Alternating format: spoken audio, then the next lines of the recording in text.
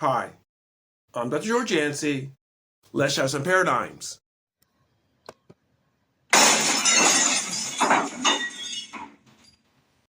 Paradigm on show today concerns the fall of anti-racism.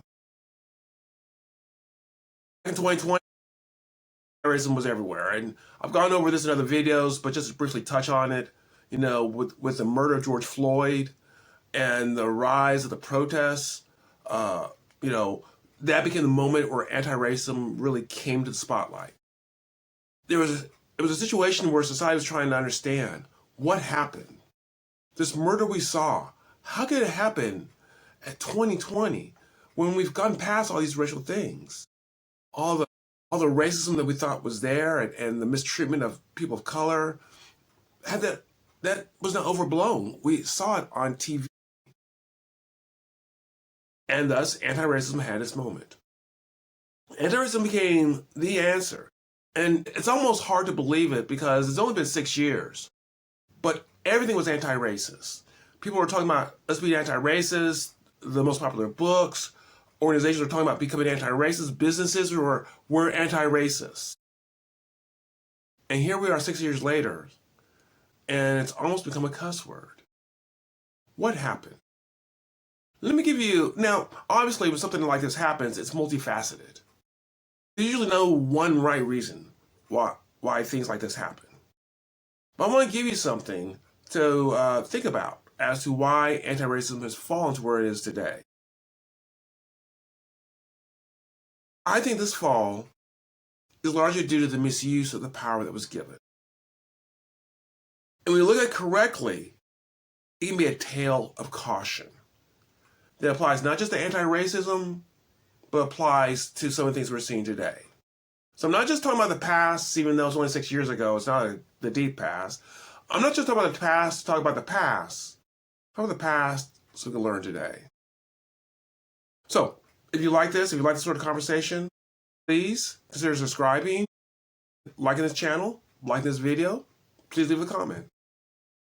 So what happened with anti-racism? So, you have to be careful when you discuss things like this because you can always pull things out of context or use bad examples to really make a case for a movement that's unfair. So I don't want to do that. There are clearly examples of people doing things under the guise of anti-racism that are detrimental. They were not very useful. People were showing clips of people doing anti-racism and really just irritating whites. It wasn't really about doing anti-racism. It was about, hey, I got power now and I'm going to wield it over you. So I don't want to do that. I want to talk about some generalized themes, though, that illustrate this point. Anti-racism came to a position where it misused its power. And misusing its power left an opening for the enemies of anti-racism to march in and really damage the movement a great deal. It's not going away. I don't think it'll ever go away completely, at least not in my lifetime. But it's been greatly degraded. We can agree upon that. So I want to talk about two concepts that were out there that I think really illustrate this point, and they're not anomalies. They're not angry African-American yelling at white people. These were common comments used by anti-racists that illustrate this misuse of power, and we can learn from this.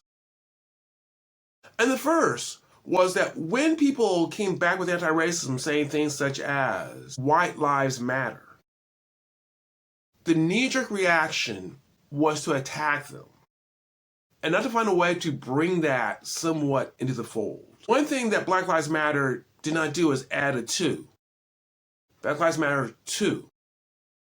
When people were claiming white lives matter, now some of them were doing it for motivations that I don't think are honorable. But others are doing it because, hey, we're talking about African Americans and this problem's happening. Well, don't we matter as well? I think that was some of what the White Lives Matter thing was about. And we can talk about, well, it's not the same thing, and that's fine. That's a discussion worth having. But the total dismissal, the total backhanding, the total accusations of evil toward those who said white lives matter was really something that I think hit people the wrong way. Instead of saying, all right, yeah, white lives matter. White lives do matter. Let's talk about how they matter in the context of how black lives matter. And it's not exactly the same thing, but we can agree that white lives matter. Now you say that, well, people said that.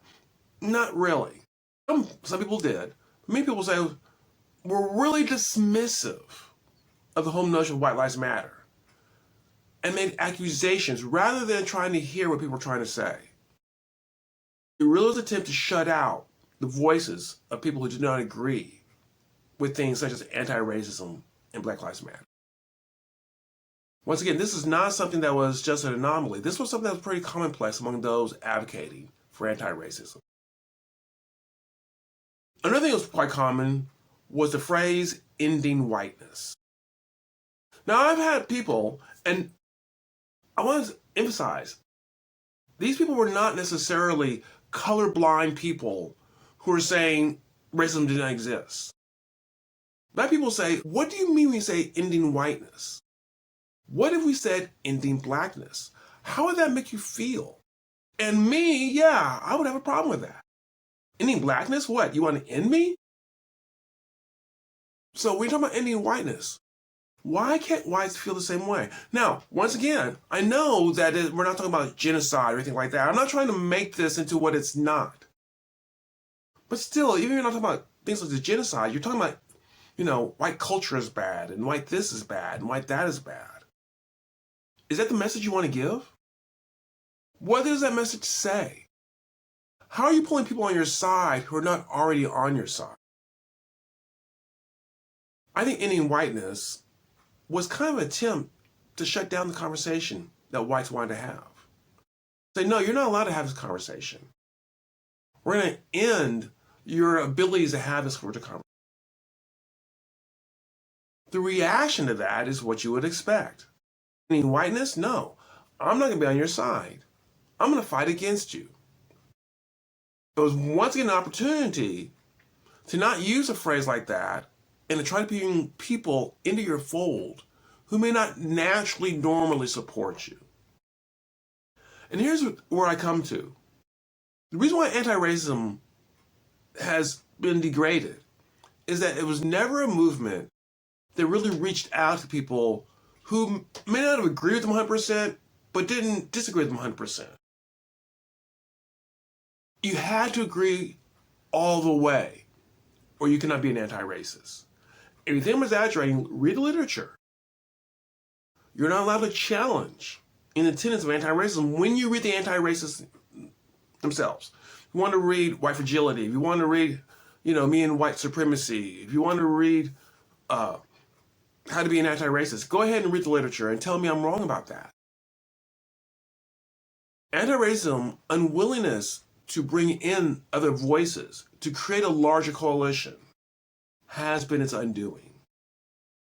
It didn't fall apart because of these two phrases or these two attempts, the attack on White Lives Matter and the ending whiteness. It didn't fall apart because of that. It fell apart because of what those represented. That's why it fell apart, or at least is degraded. Cautionary tale. Today we're seeing a lot of conservative groups who've gained the high power culturally, who are talking about writing about ending DEI and this sort of things. I see some of the weaknesses, some of the problems done by anti-racists among them. Unwillingness to listen to people who are not with them 100% and demand that you be with us 100%. I mean, what is a rhino in Republicans' terms? Republican in name only, which basically means you don't agree with me 100%, therefore you're not part of me. What we need are movements that are truly inclusive, where you don't have to agree with 100% of what they say to be a part of them.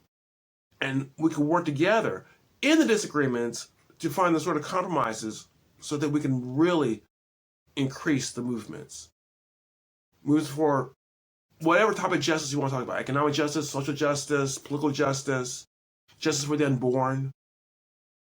We find ways to include people rather than to demonize those who disagree with us.